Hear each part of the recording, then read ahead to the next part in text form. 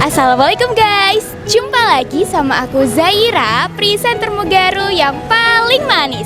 Marhaban ya Ramadan.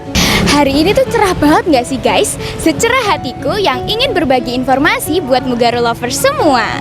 Nah guys, di bulan Ramadan ini ada promo khusus PBDB Mugaru, yaitu diskon. Ini kan yang Mugaru lovers tunggu-tunggu. Biasanya naluri ibu-ibu itu meronta-ronta jika dengar kata diskon. Loh, kok aku tahu sih? Ya tahulah, kan aku calon ibu juga. Bener gak sih? Terus berapa sih diskonnya? Yang pertama, gratis biaya formulir pendaftaran 250.000. Yang kedua, potongan biaya pendidikan 500.000. Jadi guys, totalnya itu 750.000. Eits, tapi itu berlaku dari tanggal 23 Maret sampai 4 April 2024. Makanya, sat-set-wet-wet segera daftar di Mugaru. Sekolah mahal banyak, tapi yang terbaik hanya Mugaru. Akhirnya aku Zaira, presenter Mugaru yang paling manis, mengucapkan terima kasih dan sampai jumpa. Wassalamualaikum warahmatullahi wabarakatuh. Bye-bye. Mwah.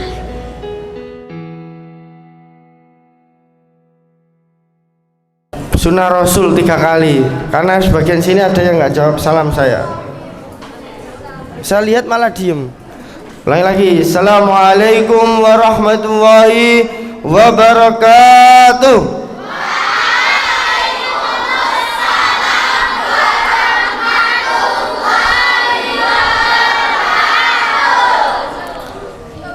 Alhamdulillahilladzi nahmaduhu wa nasta'inuhu wa nastaghfiruh wa na'udzu billahi min sururi anfusina wa min sayyiati a'malina. Man yahdihillahu fala mudhillalah wa man yudlil fala hadiyalah.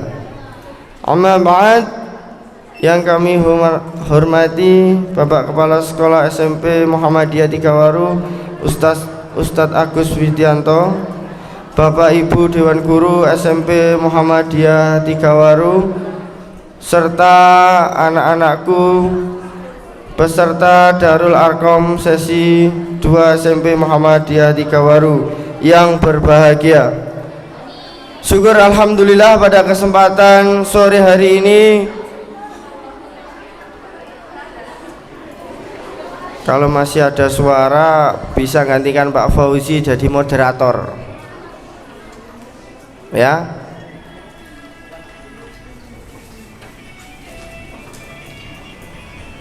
Ada HP yang bunyi ini. Nada ringtone-nya siapa? Nah, sudah. Saya ulangi lagi, kalau ada yang ngomong di depan didengarkan, karena ngomong itu gak gampang.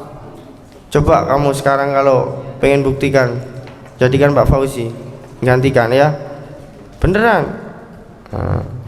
Alhamdulillah pada kesempatan sore hari ini Allah Subhanahu wa Ta'ala masih memberikan nikmat, kesempatan dan waktu luang kepada kita kembali.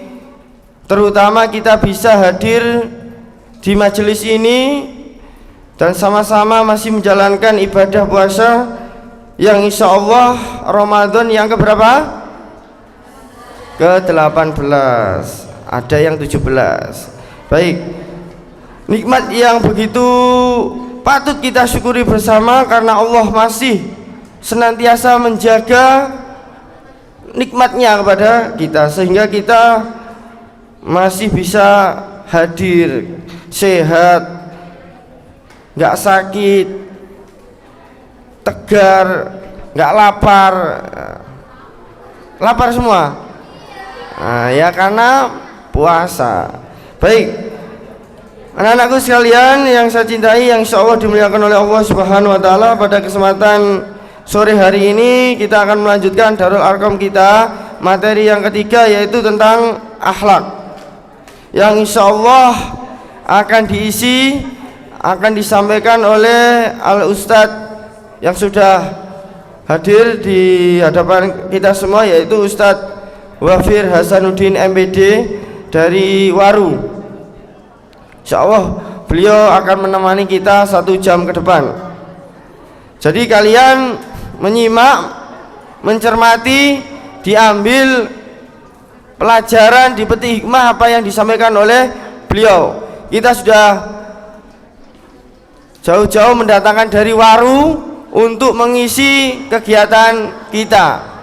Ya, kali ini materinya biasanya Ustadz dari Mugaru saja, namun kali ini berbeda, kita datangkan dari luar yang insya Allah akan memberikan warna yang lebih dari materi-materi yang sudah kita lalui. Baik, kepada Ustadz Wafir Hasanuddin MPD, kepadanya waktu dan tempat disilahkan.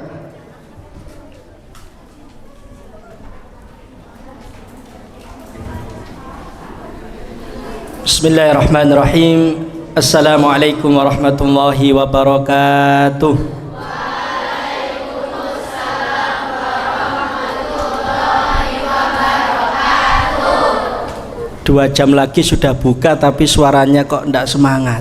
Biasanya itu kegembiraan orang yang berpuasa itu satu adalah menanti berbuka. Tapi dari tadi Ustadz Fauzi itu sampai berapa kali itu 3 kali salam lemes. Sekarang saya coba lagi. Assalamualaikum warahmatullahi wabarakatuh. Waalaikumsalam warahmatullahi wabarakatuh. Alhamdulillah, gitu dong semangat ya. Ya, kalian kan jiwanya jiwa muda jadi harus semangat. Al-Mukarram Ustadz Agus Widianto dan para asatid yang kami hormati serta anak-anakku siswi SMP 3 Muhammadiyah Waru yang saya banggakan. Alhamdulillah, puji syukur kita panjatkan kepada Allah Subhanahu wa taala yang telah memberikan nikmat sehat kepada kita, nikmat kesempatan yang luar biasa sehingga sore hari ini kita bisa bertemu dalam acara Darul Arqam. Ya, tadi sudah disampaikan oleh Ustadz Fauzi, saya diamanai untuk memberikan materi tentang akhlak. Maka saya tidak akan melanjutkan kata-kata saya sebelum adik-adik semua menunjukkan akhlak yang baik sebagaimana yang dicontohkan oleh SMP Muhammadiyah 3 Waru ini. Setuju? Nah, salah satu akhlak utama yang harus ditunjukkan apa? Sebelum saya lanjutkan jauh, ini 1 jam ya. Jadi nanti kita akan sharing tentang akhlak. Yang paling utama akhlaknya ketika ada siapapun yang bicara harus diam mendengarkan. Ungdur makola wala tangdur mangkola. Apa dong artinya itu? Yang tahu angkat tangan artinya ungdur makola wala tangdur mangkola. Ayo, ada yang tahu?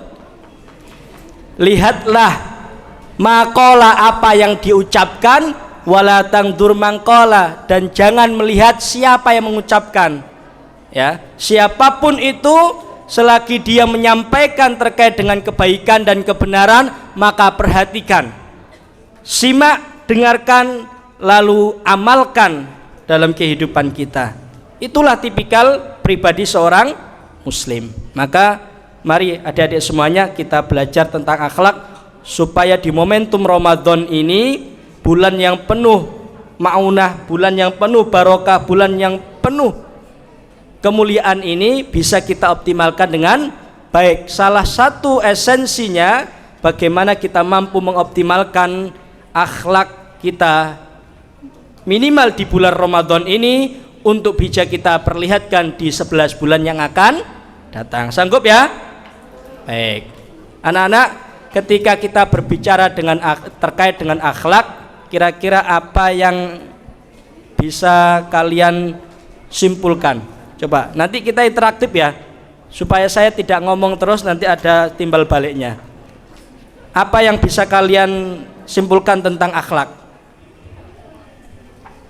Ayo, ayo, jawab. Kenapa harus saya? Jangan nih Pak. Angkat tangan, ayo siapa? Nanti dapat ucapan hebat dari saya. Akhlak. Loh, malu itu nggak perlu. Kalau dalam hal yang baik itu nggak perlu malu. Ayo, ada yang bisa jawab? Ya, sebagaimana selaras dengan pesan Nabi atau sabda Nabi, innama bu'istu liutammima makarimal akhlak. Sesungguhnya Nabi Muhammad itu diutus di muka bumi ini untuk menyempurnakan akhlak manusia. Ya, dimatiin dulu. Ya, nanti khawatir yang lainnya ikut cosplay joget semua nanti. Baik, lanjut ya. Jadi Nabi itu diutus oleh Allah menjadi seorang Rasul untuk menyempurnakan akhlak manusia. Kenapa anak-anak? Ya, kok saya panggil anak-anak ya, biasa manggil anak-anak soalnya jadi enggak. Baik. Karena kita melihat kondisi pada zaman dulu, zaman di mana Nabi tinggal hidup, ya. Akhlak-akhlak yang ditunjukkan oleh masyarakat sekitar itu sangat-sangat jauh daripada aturan-aturan yang ditentukan oleh Allah Subhanahu wa ta'ala. Merubah mindset, merubah pemikiran, merubah tatanan masyarakat agar menjadi masyarakat yang madani, masyarakat yang baik, masyarakat yang benar-benar selaras dengan ajaran Islam. Nah, maka anak-anak sekalian, kalau kita berbicara akhlak, kira-kira akhlak yang utama kita itu apa? Apakah kita diam ketika mendengarkan pembicara itu adalah akhlak yang utama? Ataukah kita salim kepada bapak ibu guru, orang tua itu sudah menjadi akhlak utama? Atau itu masih dalam cabang-cabang akhlak yang terkecil lainnya?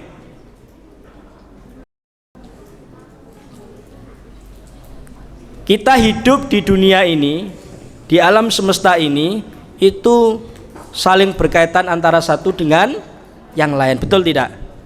Kita tidak hidup sendiri, hidup kita berdampingan dengan manusia yang lain, alam semesta yang lain, ya, tumbuhan dan lain sebagainya. Maka kita harus sadar siapa diri kita sesungguhnya. Kita ini adalah seorang abdun. Apa itu abdun? Apa itu abdun? Ono sing pacare jenenge abdun? Ya, nanti kalau saya tanya siapa yang punya pacar, jelas gak ada yang angkat tangan. Ya kan? Abdun itu adalah hamba. Kita itu adalah hamba. Ya, hambanya siapa? Allah. Yang mana dititipkan beban besar kepada kita untuk bisa menjadi manusia yang terbaik di bumi ini. Ketika Allah menitipkan alam semesta atau amanah besar ini kepada gunung, ya, alam semesta yang lain, mereka angkat tangan, tidak sanggup. Tapi manusia sebagai seorang hamba, dia merasa sanggup untuk mengemban amanah besar dari Allah. Maka ketika sudah sanggup, apa yang harus kalian lakukan? Betul-betul menjadi khalifatullah, wakilnya Allah di bumi. Maka ketika kita sudah menyatakan diri sebagai hamba dan wakilnya Allah di bumi atau khalifatullah, maka tugas pertama kita adalah bagaimana kita tunjukkan akhlak itu kepada siapa? Kepada siapa? Ayo, kepada siapa? Ada yang tahu?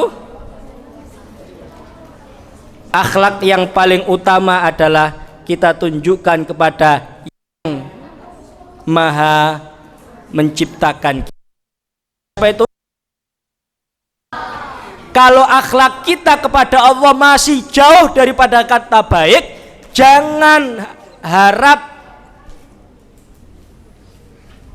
akhlak kamu kepada manusia itu baik, akhlak kamu kepada tumbuhan dan lain sebagainya atau makhluk Allah yang lain itu baik, ketika akhlak kita kepada Allah masih berantakan.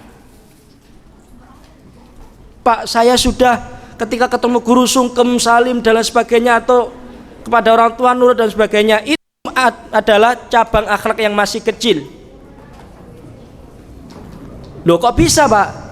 Coba kira-kira ketika kalian sudah merasa berbuat baik atau berakhlak yang baik kepada bapak ibu kamu atau guru-guru kamu, kira-kira bagaimana keseharian dalam masalah ibadahmu? Apakah sudah baik atau justru jomplang? Paham ya? Dia luar biasa akhlaknya kepada ibunya, tapi ketika sholat subuh turu tangi-tangi jam 6 apa mana sekolah, waduh keburu mandi. Ada ndak yang seperti itu? Ndak ada kalau di sini. Saya nggak ada ya. Di sana banyak, di sana. Ya, bukan di sekolah sebelah, bukan di sana ya. Oke, jadi itu contoh. Maka bagaimana dengan seperti itu Pak? Ketika akhlaknya baik kepada orang tua tapi dalam sisi akhlak kepada Allah masih amburadul, berarti itu adalah akhlak yang semu. Ya, semi akhlak padahal sesungguhnya itu belum berakhlak. Kenapa? Akhlak dia kepada yang Maha Pencipta masih belum ditunaikan. Ya ayyuhalladzina amanu atii'ullaha wa ati'ur rasul. Wahai orang-orang yang beriman, taatlah kamu kepada Allah. Nah, ini akhlak yang paling mulia. Ya, akhlak yang paling utama bagaimana kita bisa menjadi abdun yang baik, abdun yang istiqomah, hamba yang betul-betul menjadikan Allah hanya satu-satunya zat yang disembah dan dimintai pertolongan. Ini kan usia-usia adik-adik semuanya ini kan kalau sudah masalah zodiak dan lain sebagainya itu kan familiar ya. Coba saya tanya, Mbak, zodiaknya apa? Capri, Sagittarius, kok sama dengan saya? Oh, kan? Semua tahu kalau tentang zodiak. Tapi tidak masalah kalau hanya sekedar tahu. Yang menjadi permasalahan itu ketika dia mempercayai Sagittarius, apa banyak itu ya, saya nggak hafal. Kemudian ketika ada biasanya tipikal Sagittarius ini A, B, C, D, E, lalu dipercaya, diyakini menjadi sebuah pemahaman yang kuat, maka sesungguhnya inilah pemahaman yang salah. Betul enggak? Ya, kita tidak percaya kepada yang kholik tadi, tapi justru percaya kepada bentuk-bentuk zodiak atau ramalan-ramalan yang ada. Maka mari anak-anak sekalian, kita bersihkan hati kita di bulan suci Ramadan ini untuk betul-betul menunjukkan akhlak kita kepada siapa? Allah. Apa contoh akhlak kepada Allah itu? Ya, tertuang di dalam ruknul Islam, rukun Islam. Kita tunjukkan di dalam pemahaman kita terkait dengan rukun Islam, tidak hanya sebatas ketika ditanya, apa adik-adik rukun Islam ada berapa? 5. Satu 2 3 4 5 6. Sudah. Coba yang pertama bunyinya bagaimana? La ilaha illallah wa asyhadu anna Muhammadar Rasulullah. Nah, itu konsekuensi pertama yang kita lafadzkan di rukun Islam adalah asyhadu alla ilaha illallah. Kalau kita jabarkan anak-anak di dalam buku yang dikarang oleh seorang tokoh, itu banyak sekali makna dibalik kalimat asyhadu alla ilaha illallah. Yang pertama, saya harus ulas ya biar kalian paham. 1, yang paling utama adalah bagaimana kita betul-betul meyakini sepenuh hati di dalam hati bahwa Allah itu adalah satu-satunya Khalik. Yang kedua, kita meyakini dengan sepenuh hati bahwasanya seluruh yang kita miliki itu adalah kepunyaannya Allah, dan kita mempunyai tugas untuk mengikrarkan dalam lisan kita bahwa inna sholati wa nusuki wa mahyaya wa mamati lillahi rabbil. Yang kedua. Yang ketiga, kita wujudkan dengan amaliyah kita. Tidak cukup dengan sesungguhnya sholatku, ibadahku, hidupku, matiku hanya karena Allah, tapi tidak ditunjukkan dengan pengamalan itu. Ya, baik. Yang pertama dimensi syahadat. Yang kedua sholat. Sudah sempurnakah sholat kita? Angkat tangan yang hari ini sudah 10 waktu. Loh, itu ada yang angkat tangan pojok. So iya Pak, 10 waktu. Sebelum subuh, duha. Sebelum duhur, setelah duhur, sebelum asar, sebelumnya lagi asar 10 Pak. Ada yang masih bolong-bolong dalam sholatnya? Kalau masih ada yang bolong, sebelumnya saya tanya dulu, yang belum balik angkat kaki, angkat tangan. Yang belum balik angkat tangan.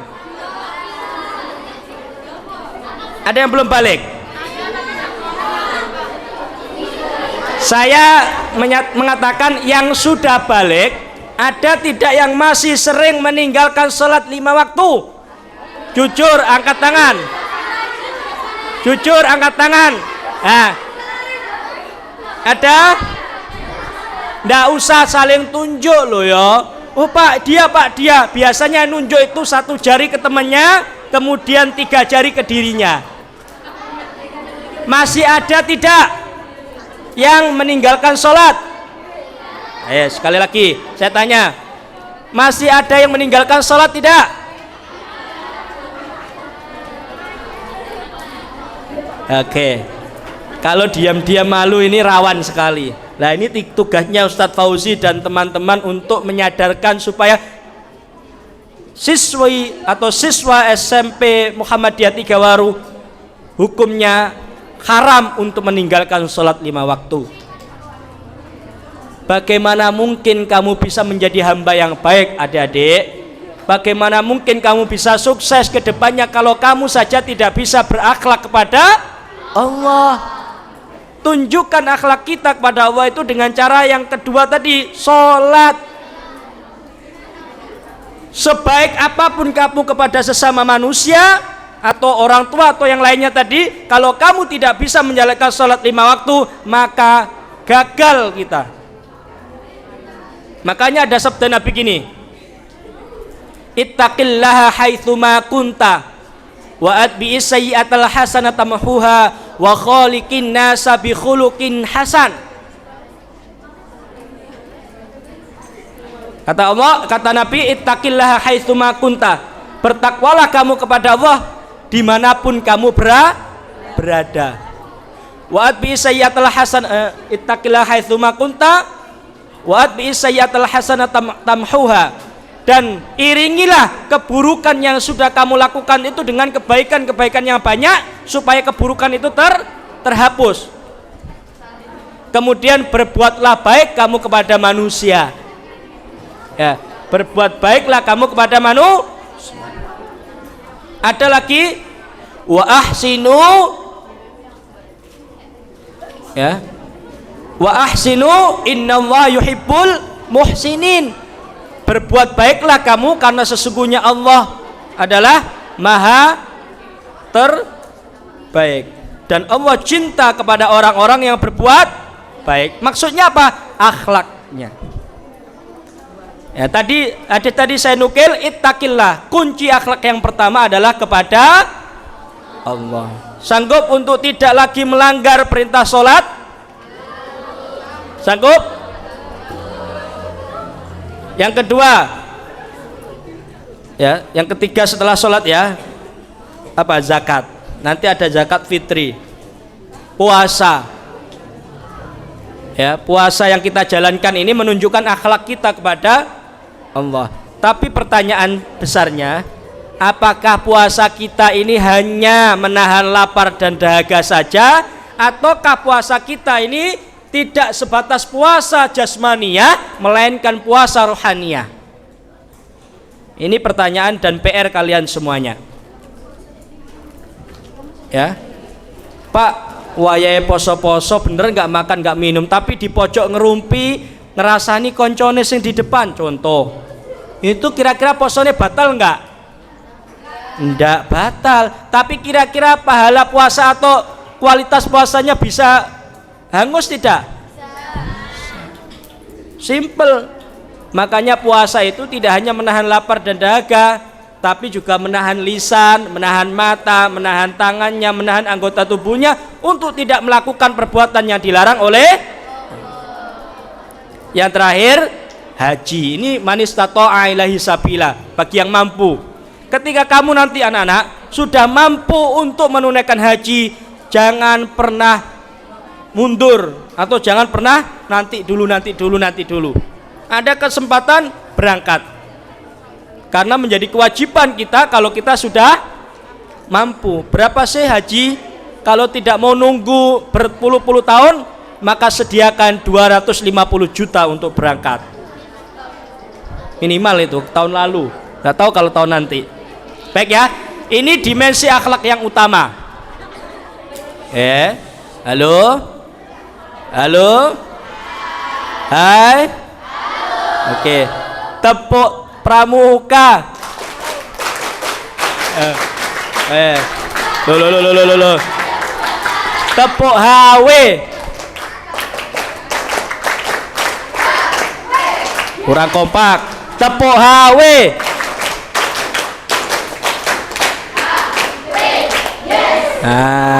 Cek gak ngantuk. Masuk kok Ayo, konsentrasi, fokus. Baik, kita lanjutkan ya. Boleh dilanjutkan? Dimensi akhlak yang pertama, kita kepada Allah. Selanjutnya, buah daripada yang kita sudah jalankan di rukun Islam itu, maka memberikan dampak yang lain. Orang yang sholatnya baik, puasanya baik, ibadahnya baik, maka dia akan menunjukkan akhlak yang mahmudah. Akhlak itu dibagi menjadi akhlak karim, akhlak. Terus yang kedua, akhlak yang baik dan akhlak yang tidak baik. Mahmudah dan mazmumah. Mazmumah itu biasanya ditunjukkan bagi mereka-mereka yang tidak paham siapa dirinya dan siapa Tuhannya.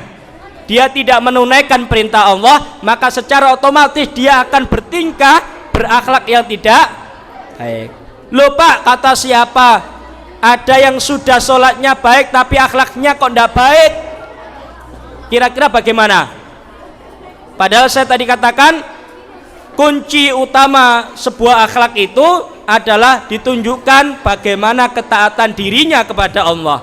Tapi kalau ada contoh yang sholatnya sudah rutin 5 waktu Pak, tapi kemudian ternyata dia masih suka ngerasani temennya, masih suka nyakiti temennya dengan lisannya, masih suka macam-macam itu Pak, bagaimana dong?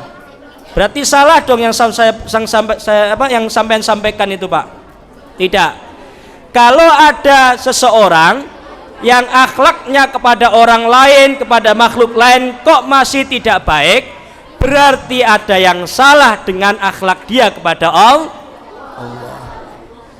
Karena sesungguhnya inna sholata tanha anil fakhsya'i wal munkar. Sholat itu kan mencegah dari perbuatan keji dan mungkar. Kira-kira akhlak yang tidak baik itu masuk perkara keji mungkar tidak? Masuk tidak? Masuk kan? Berarti kalau masuk kira-kira sholatnya baik tidak? Kalau tadi masuk keji mungkar tadi yang akhlaknya kepada orang lain tidak baik, maka sesungguhnya dia belum beribadah kepada Allah dengan yang terbaik. Bisa ditunjukkan dari buah di sekitar kita. Ketika seorang itu tidak berakhlak kepada Allah yang baik, maka ucapannya masih bisa tidak dikendalikan, ya, matanya tidak bisa dikendalikan, tangannya suka memukul, suka ngaploki. Atau yang perempuan biasanya ngapain sesama perempuan itu? Jahil ya, wong enak-enak fokus pada dengarkan ilmu, ternyata dijaili, ya kan? Nah, padahal sesungguhnya kalau dia sholatnya, puasanya, ibadahnya baik, maka insya Allah akhlak dia menjadi baik. Ibarat gini, saya kasih analogi gini, kamu di sini nggak ada pohon ya? Ada pohon enggak? Anggap aja, coba ada yang berdiri satu jadi mana? Ayo, Dok, berdiri satu ya. Berdiri. Siapa? Ayo. Ya, pohon. Kamu tahu pohon? Pohon itu bermula dari apa? Biji. Ya, atau apa namanya? Sebelum akar ya. Biji ya. Biji kemudian menjadi ada akarnya, betul? Lalu ada pohonnya, ada batangnya, ada bunganya, kemudian selanjutnya ada buahnya yang enak-enak. Nah, manusia itu diibaratkan seperti itu. Ketika akarnya tidak kuat, akar ini diibaratkan sebagai pondasi keimanan seseorang. Ketika imannya rapuh, akar pohon itu rapuh, kira-kira bisa menghasilkan batang atau pohon yang lebat, yang banyak buahnya tidak? Tidak mungkin. Buah ini kita ibaratkan sebagai akhlak. Ya, buah dari sebuah pohon itu adalah akhlaknya.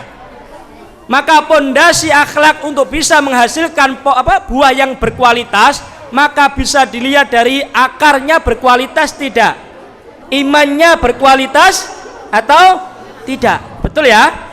Kalau imannya akarnya kuat, maka dia akan menumbuhkan pohon batang ya, yang besar, lalu ranting dahan yang banyak, pun akhirnya menimbulkan buah yang banyak dan berkualitas.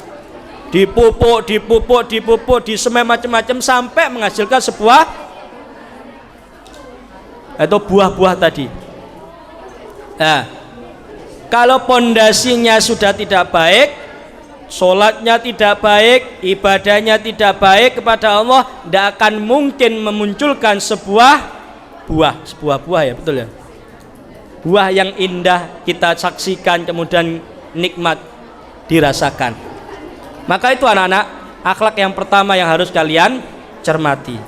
Baik, selanjutnya akhlak mahmudah, yang ditunjukkan dengan ibadah dia kepada Allah sangat baik, maka di kesehariannya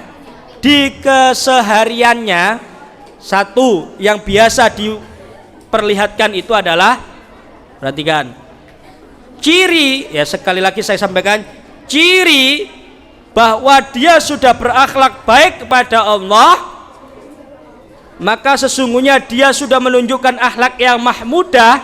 Ciri akhlak mahmudah yang pertama adalah dia menjadi pribadi yang siddiqun. Apa siddiqun? Jujur. Coba angkat tangan. Yang masih suka tidak jujur siapa? Ada? Kira-kira kita sering tidak? Ada yang angkat tangan tapi di sampingnya temennya gini. Ini saya tapi malu gitu. Ya, jujur itu adalah akhlak utama ya, cirinya bahwa dia sudah berakhlak kepada Allah. Nggak usah susah-susah. Kalau ditanya gurunya, dari mana nak? Kok terlambat? Mungkin pernah ada ini. Kenapa ini sudah berapa masuknya di Mugaru ini? Kalau normal, kalau hari biasa jam 7 sudah masuk. 7 lebih berarti telat. Nah dia ini sudah jam berapa? 7.10. Kenapa baru datang? Apa yang membuatmu baru masuk jam 7.10? Ada dua kemungkinan. Satu, dia terus terang atau jujur. Dua, dia berbohong. Kalau dia takut kepada Allah, kalau dia punya akhlak kepada Allah, maka dia akan menjadi orang yang mengucapkan pertama, yakni kejujuran. Mohon maaf Ustadz, saya telat karena tadi masih tertidur. Bangun-bangun jam 7, ndak sempet mandi dan macam-macam, langsung ke sini telat. Jujur. Karena ustadz-ustadzamu yang menangani itu tidak akan tahu kamu jujur apa tidak, betul enggak? Sekalipun kamu bohong, mungkin bisa jadi beliau-beliau itu percaya. Tapi ingat, kebohongan yang kita ucapkan, meskipun orang lain yang kita bohongi tidak tahu, sesungguhnya ada yang melihat kita. Siapa itu? Berarti akhlak kita kepada Allah masih kurang baik atau bahkan tidak baik? Wajar kalau kita membohongi manusia, betul? Tadi, mohon maaf Pak, saya karena ini nih. Tapi tidak wajar ketika kita membohongi Allah. Ya? Paham? Ini yang pertama, dimensi akhlak yang pertama. Setelah kita menunjukkan ibadah yang baik kepada Allah adalah nilai kejujuran itu dipertaruhkan.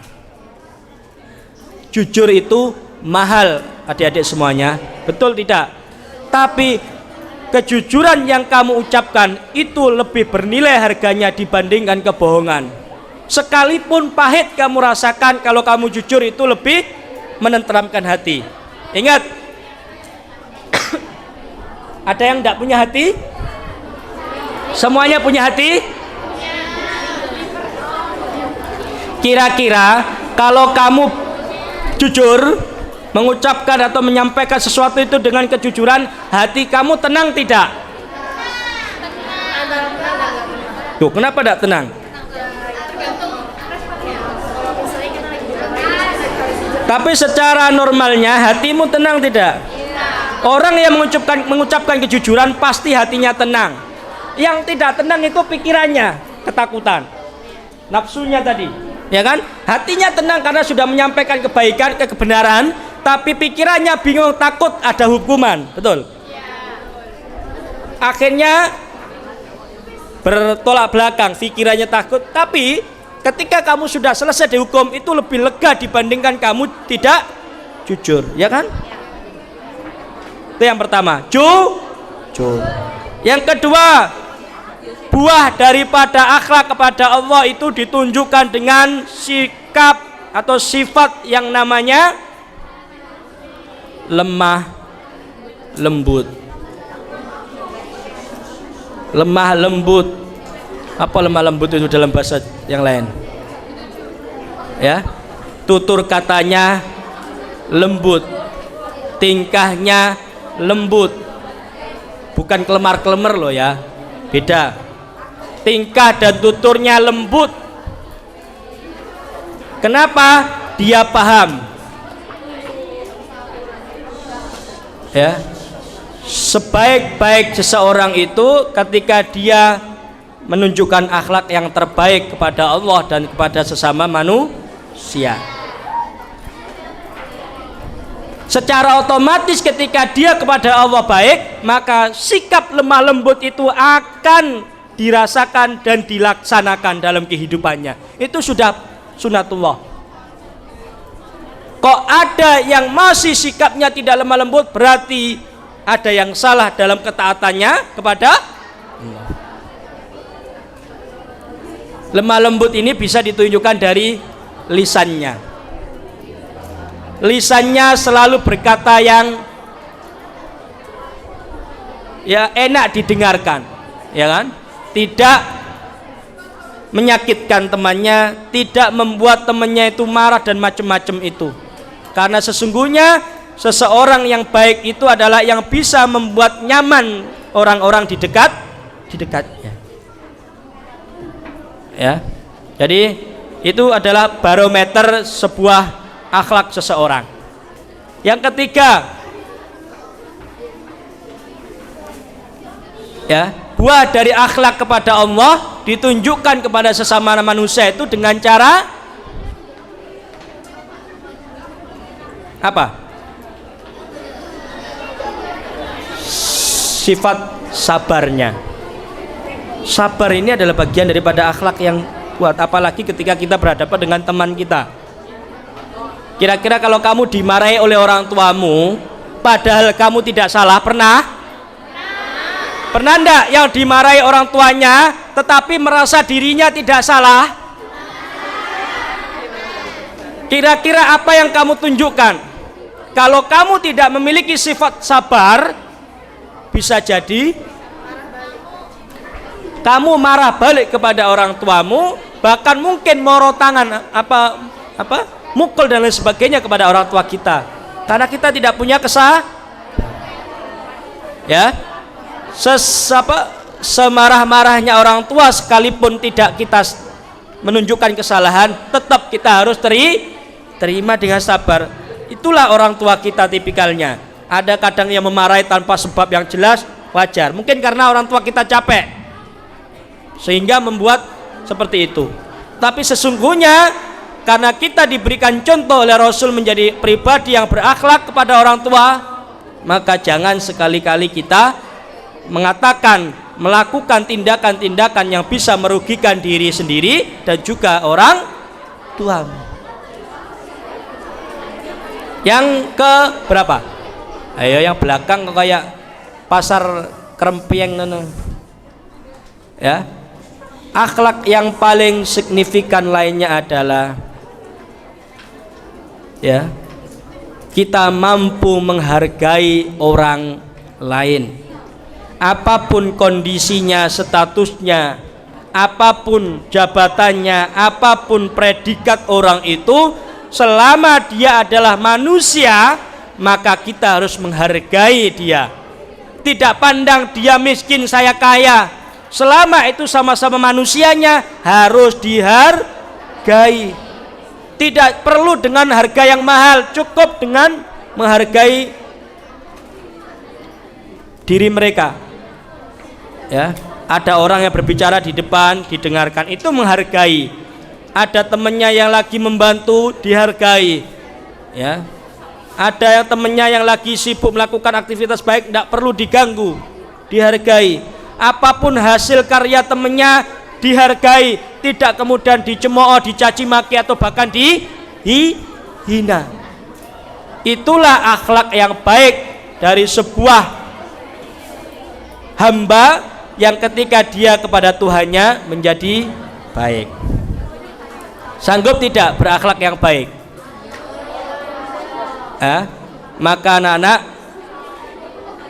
ayat Al-Quran sudah banyak menjelaskan tentang bagaimana akhlak kita harus kita buktikan dalam keseharian kita, terkhusus kepada Allah tadi, yang kedua kepada Rasulullah, yang ketiga kepada orang tua guru kita, dan yang keempat kepada sesama kita atau orang yang lebih tua, yang lebih muda.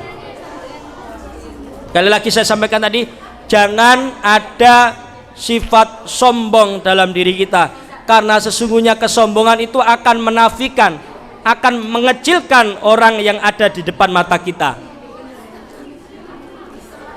Ya, wajahnya cantik, sombong. Dia pintar peringkat 1, sombong. Ya, apalagi biasanya yang muncul kesombongan itu. Dia kaya dibandingkan teman-temannya, sombong, sok merasa dirinya paling kaya, padahal kekayaan itu punyanya orang tua. Apalagi yang biasa dimunculkan kesombongan itu apa? Banyak ya. Nah, kesombongan itu adalah bagian akhlak yang madmumah, yang tidak baik, karena sesungguhnya mereka mengkerdilkan manusia yang lain. Padahal inna khalaqnakum min dzakari wa unsa wa ja'alnakum syu'uban wa qabaila lita'arafu inna akramakum indallahi atqakum. Ya, kita itu diciptakan Allah sama rata. Sekalipun ada yang cantik, ada yang biasa, ada yang ganteng, ada yang biasa, ada yang kaya, ada yang miskin, ada yang putih, ada yang hitam, ada yang pesek, ada yang bangir, ada yang punya gigi, ada yang tidak punya gigi, semuanya sama di hadapan Allah. Yang membedakan itu hanya satu, anak-anak, atqakum. Apa? Akhlak dia kepada siapa? Allah. Kalau akhlak dia kepada Allah tidak baik, sekalipun dia cantiknya kayak siapa? Artis tercantik di Indonesia itu siapa? Artis. Siapa?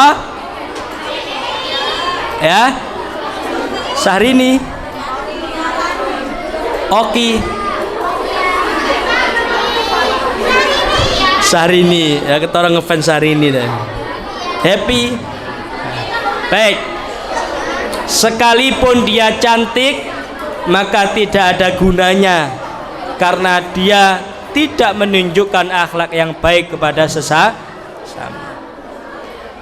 Ya, anak-anak. Maka yang kedua, akhlak kita kepada Rasul. Bagaimana Pak ditunjukkannya? Kalau tadi yang pertama sudah, yang kedua akhlak kita kepada Rasul bagaimana? Ya, kita tunjukkan dengan satu, sering bersolawat kepadanya. Allahumma sholli ala Muhammad. Shollu alaih. Silakan bersolawat. Kata Nabi, orang yang tidak bersolawat kepadanya dianggap sebagai orang yang pelit, karena solawat itu adalah bagian daripada kedekatan dia kepada Nabi Muhammad. Yang kedua, apa yang ditunjukkan akhlak kita kepada Rasulullah sekalipun beliau sudah wafat 14 abad yang lalu?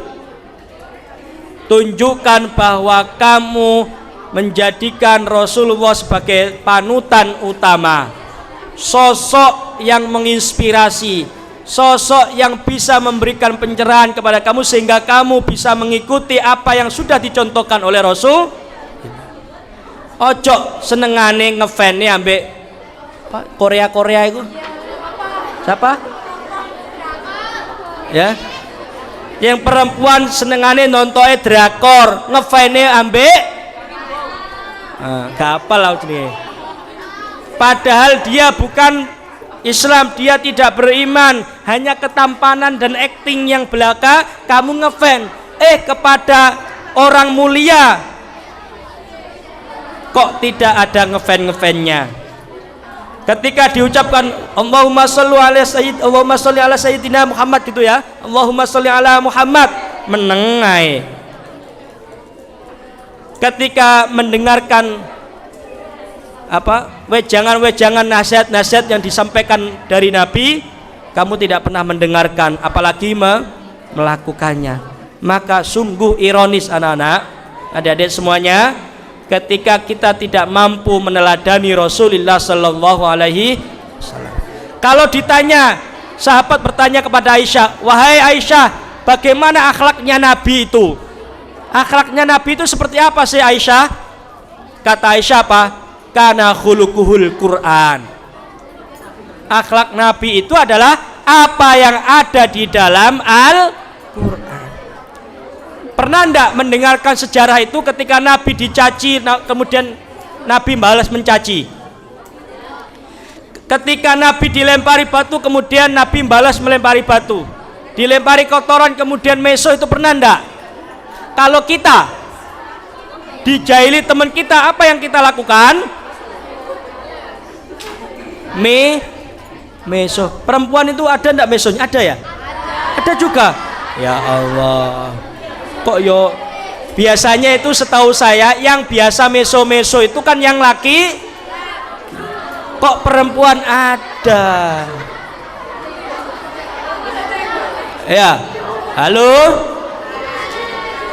halo anak-anak, wes, yang suka meso istighfarlah. Sebelum malaikat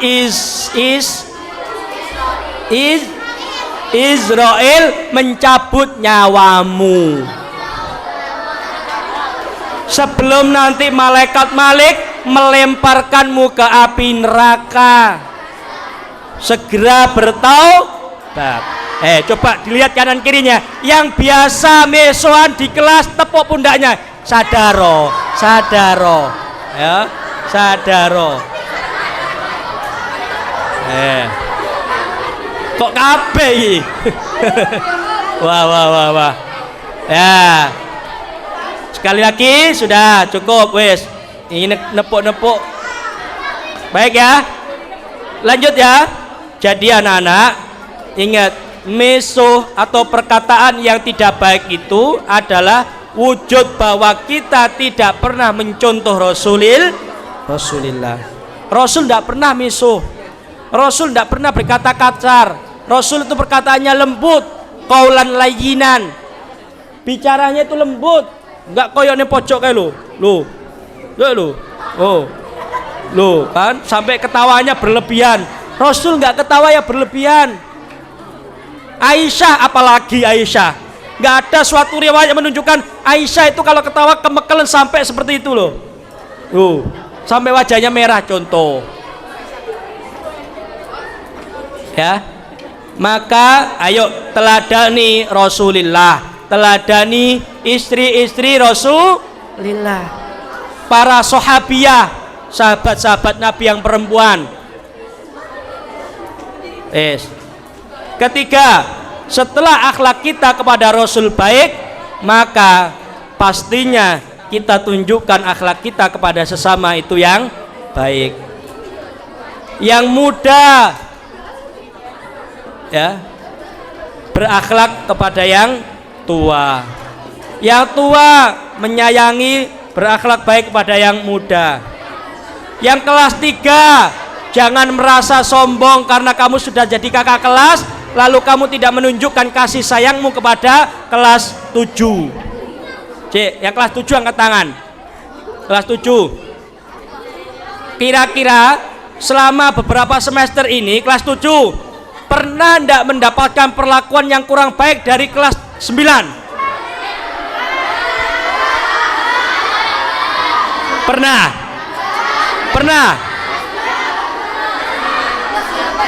Tidak pernah?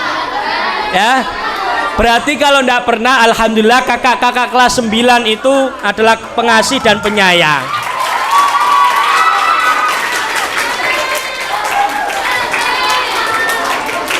Sekarang saya tanya balik, yang kakak-kakak kelas 9 angkat tangan.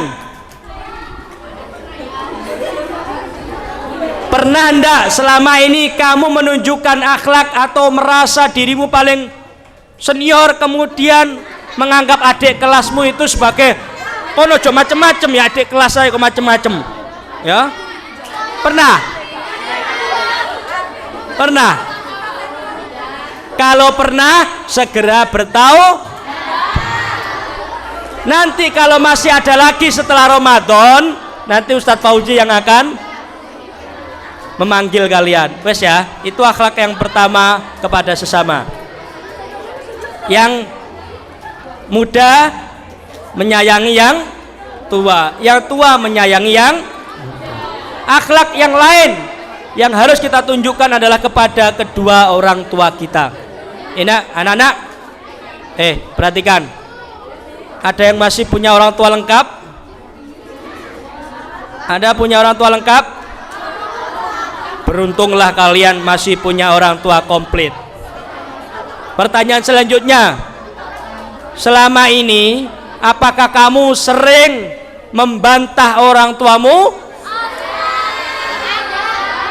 Apakah sering kamu menolak perintah orang tuamu? Apakah sering kamu membentak orang tuamu?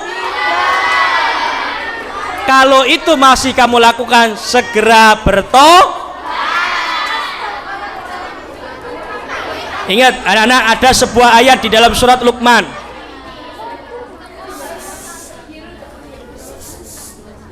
Wa wassaynal insana biwalidayhi hamalathu ummuhu wahnan ala wahnin wa fisaluhu fi amaini anishkurli wali walidaik ilayal masir, kata Allah di surat Luqman ayat ke-14 kalau tidak salah. Kata Allah gini, kami telah mewasiatkan kepada manusia biwalidai terhadap kedua orang tuanya, hamalathu ummuhu wahnan ala wahnin. Ibu, perhatikan, coba sekali-kali kamu bertanya kepada ibumu, Bu, bagaimana kondisi ibu pada saat hamil saya selama 9 bulan, Bu? Apakah saya menyusahkan? Apakah saya membuat ibu lelah dan macam-macam? Pernah enggak bertanya? Tanyakan. Ya, di ayat itu disampaikan ibumu itu ketika mengandung semakin hari semakin besar kandungannya, dan otomatis capek, lelah, macam-macam ada. Betul? Kira-kira ibumu pada saat ngandung kamu usia 2 bulan, 3 bulan, 4 bulan, 5 bulan, 9 bulan, bisa ndak tidur tengkurap? Bisa ndak? Seharusnya bisa. Tapi apakah dilakukan itu oleh ibu kalian? Tidak. Kenapa tidak dilakukan? Karena ibumu menjaga kamu supaya kamu bisa baik di dalam rahimnya. 9 bulan 10 hari, ada yang lebih dari 9 bulan, ada yang berkurang dari 9 bulan. Semua itu dilakukan dengan penuh kasih.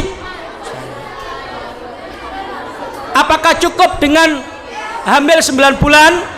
Enggak. Coba saya tanya lagi, yang dilahirkan secara normal angkat tangan. Banyak ya? Perjuangan ibu melahirkan kamu itu taruhannya adalah nyawa.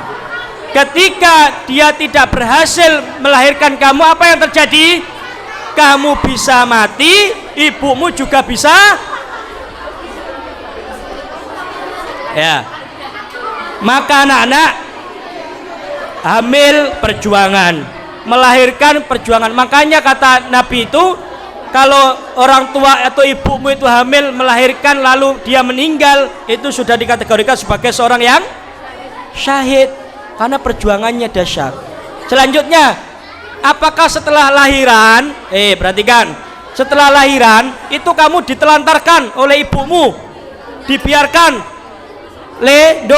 wes sudah, kan sudah tak lahirkan selama 9 bulan hamil sampai lahir, wes golek omangan dewe, nyusu dewe, jajano dewe. Apakah seperti itu? Diapain? Disusuin selama berapa tahun? 2 tahun. Berapa tahun kamu disusui ibu? 2 tahun. Ada yang 3 tahun tidak mau lepas ASI, nyusu ae. Tapi ibumu dengan sabar, sampai-sampai seorang ibu dan ayah, perhatikan, rela menjadi seperti orang yang roto-roto stres. Coba, anaknya belum bisa ngomong, belum bisa ketawa, di gudang sampai piye carane anak itu ketawa. Meskipun kayak orang gila dilakui atau dilalui oleh orang tua. Iya enggak? Padahal nggak ngapa-ngapain anaknya, belum paham. Umpama paham gini, ibu iki lha opo ae kok kumat stres kan gitu. Tapi ibu melakukan itu semua sampai kamu paham tentang dunia ini, kemudian tetap diberikan kehidupan oleh ibu kamu, dirawat, diasuh, diberikan jajan, disekolahkan sampai saat ini. Kalau masih ada yang membentak ibunya, kalau masih ada yang suka marah kepada ibunya atau bapaknya, kalau masih ada yang suka menolak perintahnya, maka ini adalah anak-anak yang durhaka. Maka kata Allah, bersyukurlah kamu kepada Allah atas perantara orang tua hebat itu, dan berterima kasihlah kamu kepada siapa? Ibumu, ayahmu. Ya, maka mulai saat ini, ayo tunjukkan bahwa kamu adalah anak yang berbakti. Tidak usah neko-neko, ikuti semua perintah orang tuamu selagi orang tuamu tidak memerintahkan kepada keburukan. Jalankan nasihat-nasihat beliau, ikuti aran-aran beliau, karena beliau lebih berpengalaman dibandingkan kamu. Ya, kata Nabi, sebaik-baik seseorang itu adalah yang memuliakan orang tua. Ini akhlak yang terbaik kepada sesama manusia. Guru sama, posisinya guru adalah orang tua kamu, maka hormati, takzimi gurumu dengan sebaik mungkin, supaya ilmu yang kamu terima itu menjadi ilmu yang barokah, manfaat, kemudian nanti bisa mengantarkan kamu kepada jenjang yang lebih tinggi. Sukses. Tidak ada kuncinya seseorang itu sukses selama ketika dia berada di bangku sekolah dia suka atau tidak hormat, tunduk, takdim kepada gurunya, maka pasti dia tidak akan sukses. Perhatikan anak-anak, gurumu tidak pernah diam mendoakan kamu ketika di rumah sekalipun tidak bersama kamu. Mereka selalu mendoakan kamu supaya kamu menjadi anak yang baik, solehah, anak yang berbakti, anak yang pintar, anak yang bermanfaat dan sukses dunia akhirat. Itu gurumu. Maka muliakan guru, karena memuliakan guru, memuliakan orang tua adalah besar pahalanya di hadapan Allah. Yang terakhir ya, wa ahsinu innallaha yuhibbul muhsinin. Berbuat baiklah kamu kepada sesama manusia, karena sesungguhnya Allah suka orang-orang yang berbuat baik. Tadi seperti yang pertama saya sampaikan, bagaimana kita tunjukkan nilai-nilai kebaikan itu kepada teman kita, orang yang lebih muda kepada kita, orang yang lebih tua dari kita, semuanya sama posisinya, harus kita beri penghormatan, penghargaan, dan kita harus selalu menjadi pribadi yang tawadhu. Apa itu tawadhu? Rendah hati. Kalau sikap tawadhu itu kita lestarikan, maka insya Allah tidak ada dalam benak dan pikiran kita, dalam ucapan dan tingkah laku kita itu mendiskriminasi saudara kita yang lainnya, menyombongkan diri. No, karena tawadhu selalu melekat di dalam kehidupannya. Ya, pesan saya terakhir, jadilah pribadi yang tawadhu kepada sesama manusia. Yang paling utama adalah tunaikan hak-hak Allah dulu, kemudian baru telurkan kepada sesama manusia. Ya, sanggup? Yang masih merasa akhlaknya kurang baik sanggup untuk merubah? Yang sudah merasa baik ditingkatkan. Karena sesungguhnya siapapun yang berbuat baik kepada manusia, maka dia akan selalu terus menjadi pribadi seperti padi. Semakin tua semakin, padi itu kalau semakin tua semakin dangak enggak?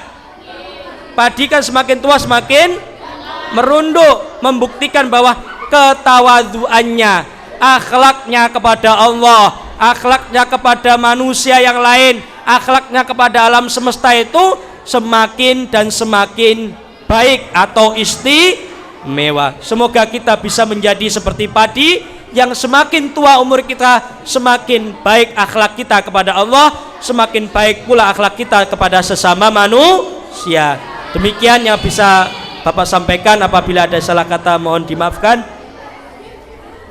Billahi taufiq wal hidayah. Assalamualaikum warahmatullahi wabarakatuh.